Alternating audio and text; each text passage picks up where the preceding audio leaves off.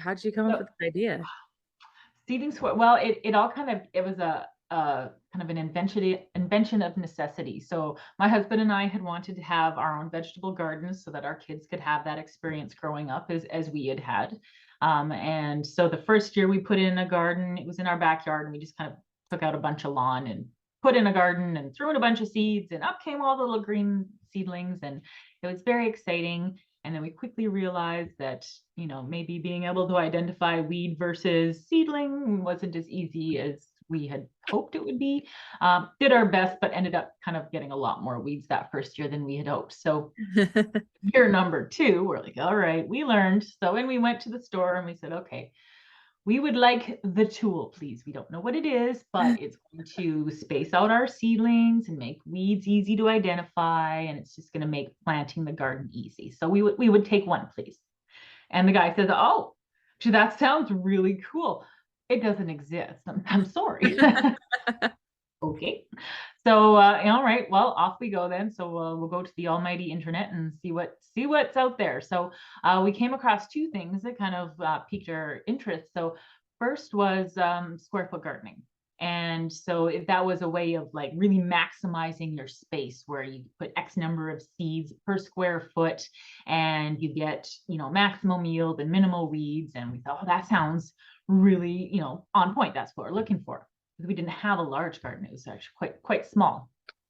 So, but the problem with square foot gardening is that the setup is that they want garden boxes, and then you put a grid over top of the garden boxes using sticks or strings, and then you plant in each square foot increment accordingly. Mhm. But we didn't have the boxes. We kind of had this weirdly shaped kind of garden that we'd created for ourselves. So we went, okay, well, put a pin in that one, and off we continued our hunt. And then we found someone had made this giant pegboard. It was about a meter by a meter, or 3 feet by 3 feet, depending on your country.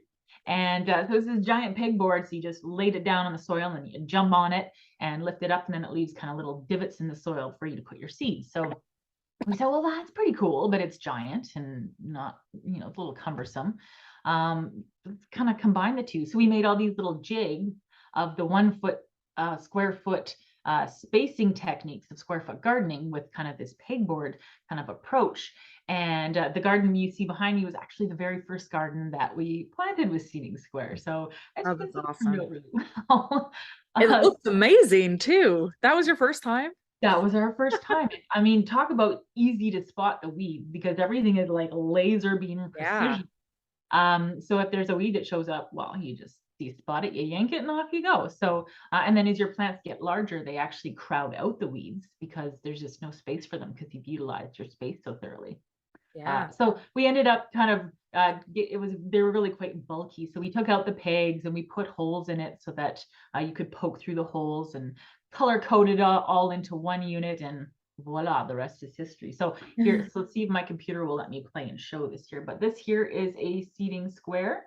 It's a color coded seed spacer. It's 1 square foot, and yeah, all the spacing needs you could want for anything from carrots to pumpkins is on there. It works like a Yeah. Oh, that's amazing. I love that story.